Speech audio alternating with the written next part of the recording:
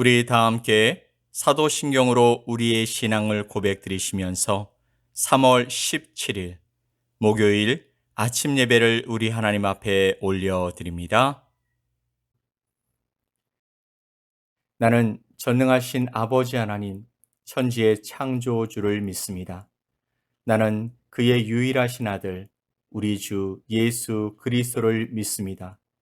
그는 성령으로 잉태되어 동정녀 마리아에게서 나시고 본디오 빌라도에게 고난을 받아 십자가에 못 박혀 죽으시고 장사된 지 사흘 만에 죽은 자 가운데서 다시 살아나셨으며 하늘에 오르시어 전능하신 아버지 하나님 우편에 앉아 계시다가 거기로부터 살아있는 자와 죽은 자를 심판하러 오십니다. 나는 성령을 믿으며 거룩한 공교회와 성도의 교제와 죄를 용서받는 것과 몸의 부활과 영생을 믿습니다. 아멘.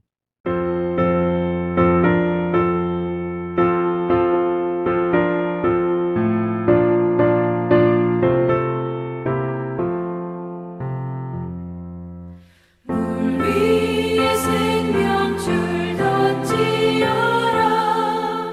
누가 저 형제를 구원하랴. 우리의 가까운 형제이니 이 생명줄 그 누가 던지려나. 생명줄 던져 생명줄 던져 물속에 빠져간다. 생명줄 던져 생명줄 던져 지금 곧 던지어라. 너 빨리 생명줄 던지어라. 형제여 너 어찌 지체하나. 보아라 저 형제 빠져간다.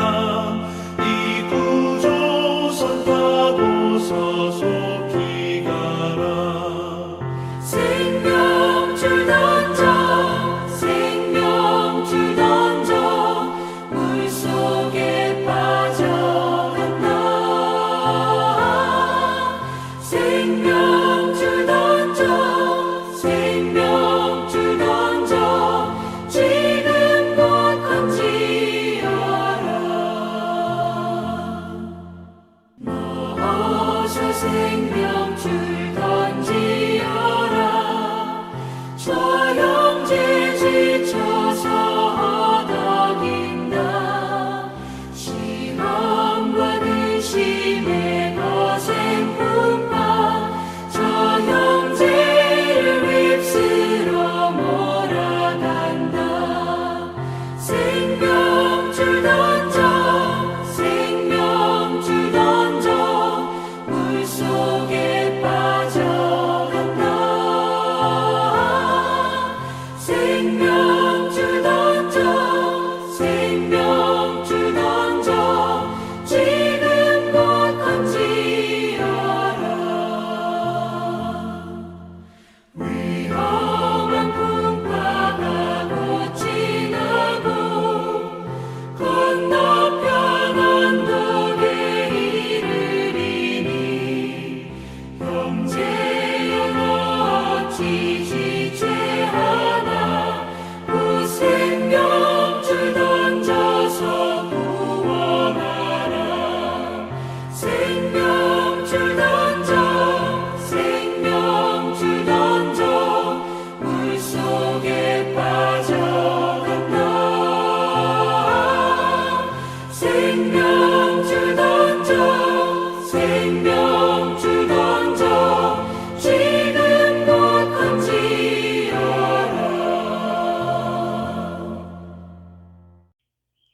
오늘 함께 보실 하나님의 말씀은 사도행전 20장 7절로 12절 말씀입니다.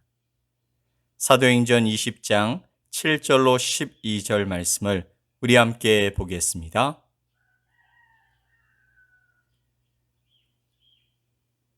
그 주간의 첫날에 우리가 떡을 떼려 하여 모였더니 바울이 이튿날 떠나고자 하여 그들에게 강론할세 말을 밤중까지 계속하매 우리가 모인 윗다락에 등불을 많이 켰는데 유두고라 하는 청년이 창에 걸터 앉아 있다가 깊이 졸더니 바울이 강론하기를 더 오래 하매 졸음을 이기지 못하여 3층에서 떨어지거늘 일으켜 보니 죽었는지라.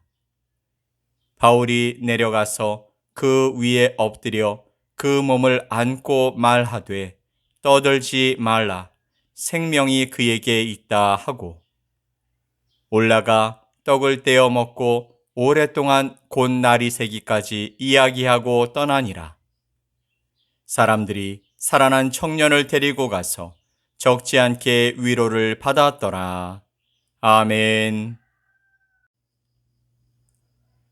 어제 우리는 바울이 에베소에서 겪은 반대에 대해서 함께 생각해 보았습니다. 반대는 대부분 기분 좋은 일은 아닙니다. 더구나 상대방에게 정말 필요한 것을 전해 주었음에도 불구하고 그것을 거부하고 대적한다면 마음이 상하고 또한 사기가 꺾이기도 할 것입니다. 그런데 바울은 또다시 길을 나섭니다.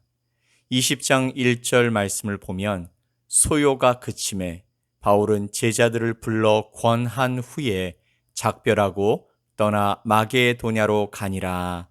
아멘. 거기서 제자들을 격려하고 다시 주변 지역을 다니며 말씀을 전했고 드디어 고린도에 이르러 석 달을 머물게 됩니다. 그리고 4절 말씀을 통해 보면 바울은 힘든 선교 여행 가운데서도 동역자들이 생겼습니다. 그의 선교 여행은 보통 한두 명으로 출발했습니다. 하지만 지금은 동행하는 사람만 7명이 되었던 것이죠. 물론 분명하게 그들이 사명이 있어 함께 가는 것입니다. 하지만 모두 다 바울의 영적인 열매들이었습니다.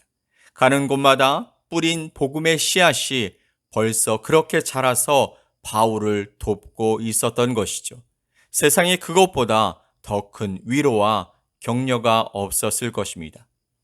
2차 선교 여행 중 바울 일행은 마게도냐인의 환상을 보고 유럽으로 향해 떠났습니다. 그때 유럽으로 가기 위한 항구인 아시아 드로아에서 유럽의 입구인 빌립보까지 가는 데에는 이틀이 걸렸죠. 하지만 지금은 빌립보에서 드로아까지 내려오는데 꼬박 닷새가 걸렸습니다. 역풍이 불었기 때문입니다. 선교 여행길에도 순풍이 있는가 하면 역풍이 있습니다. 즉 좋은 일도 생기고 어려운 일도 생겨나는 것입니다. 하나님의 일을 하기 때문에 하나님께서 모든 부분을 책임져 주시지만 우리를 향한 도전도 함께 나타나는 것입니다. 지금 저희 교회는 교회를 건축하고 있습니다. 이 땅에 하나님의 은혜로 시작된 건축은 날마다 은혜가 아니면 설명되지 않는 일들로 가득합니다.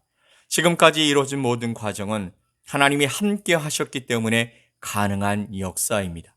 그럼에도 매일매일 우리의 마음을 흔들어 버리고 상황을 어렵게 만드는 일들이 왜 없겠습니까? 분명한 것은 그런 방해에도 불구하고 하나님의 역사는 성취될 것입니다. 이곳에 하나님이 세우시는 교회가 반드시 세워질 것입니다.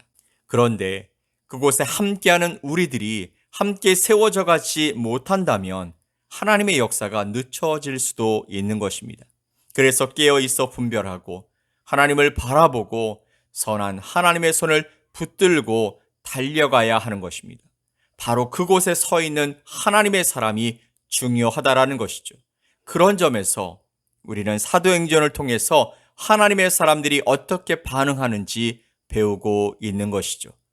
6절로 7절 말씀을 보면 우리는 무교절 후에 빌립보에서 배로 떠나 닷새 만에 드로아에 있는 그들에게 가서 이레를 머무니라. 그 주간의 첫날에 우리가 떡을 떼려 하여 모였더니 바울이 이튿날 떠나고자 하여 그들에게 강론할세 말을 밤중까지 계속하매. 아멘. 바울은 지금 드로아라는 곳에 머물고 있습니다. 그리고 머문 7일의 마지막 날에 그곳에 있는 교인들에게 하나님의 말씀을 나누고 있었던 것입니다. 그런데 바울이 내일 떠나려고 하자 언제 다시 이곳에 돌아올지 모르기 때문에 그가 나누고 싶은 말씀이 너무도 많아서 밤늦게까지 말씀이 계속되었던 것이죠. 8절 말씀을 보면 우리가 모인 윗다락에 등불을 많이 켰는데 라고 말씀하십니다. 밤이 늦었지만 드로아 성도들도 말씀에 대한 열정을 가지고 등불을 켜고 말씀을 듣고 있었다라는 것이죠.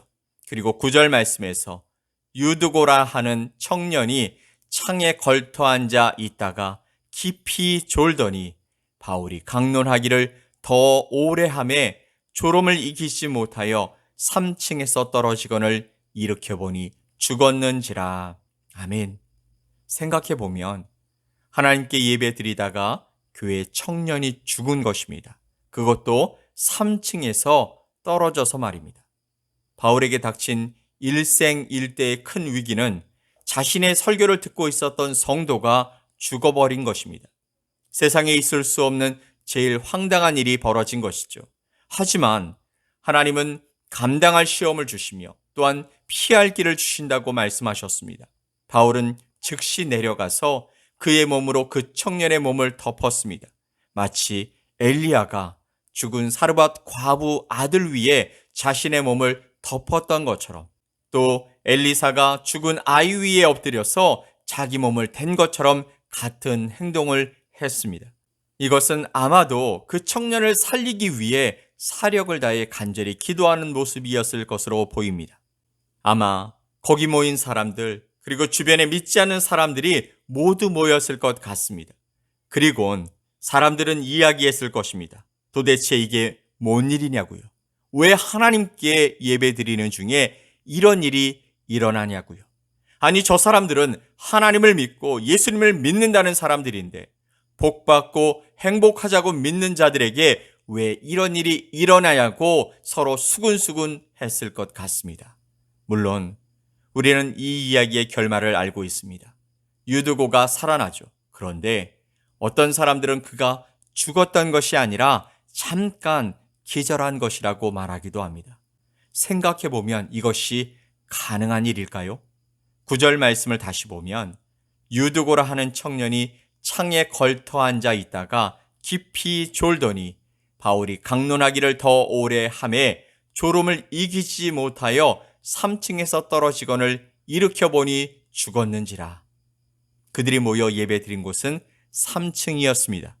게다가 그는 창에 걸터 앉아 있다가 떨어졌습니다.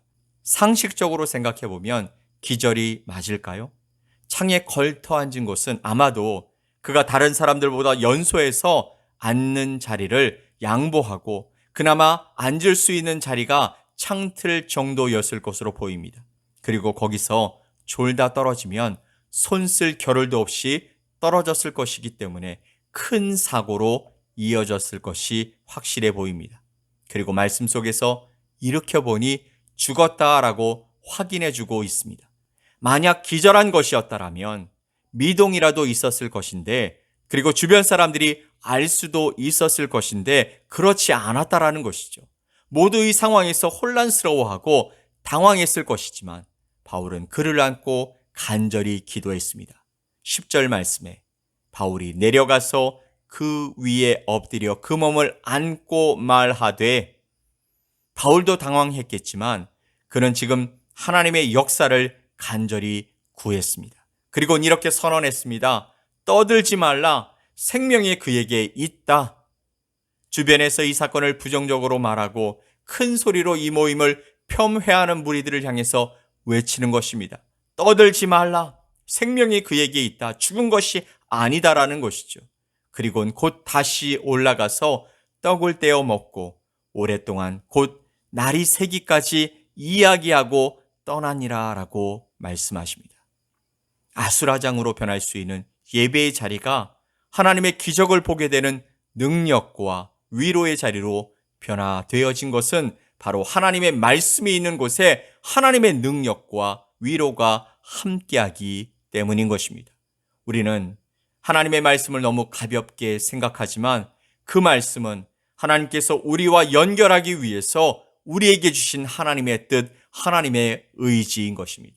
히브리서 4장 12절 말씀에서 보면 하나님의 말씀은 살아있는 능력이라고 말씀하고 계십니다.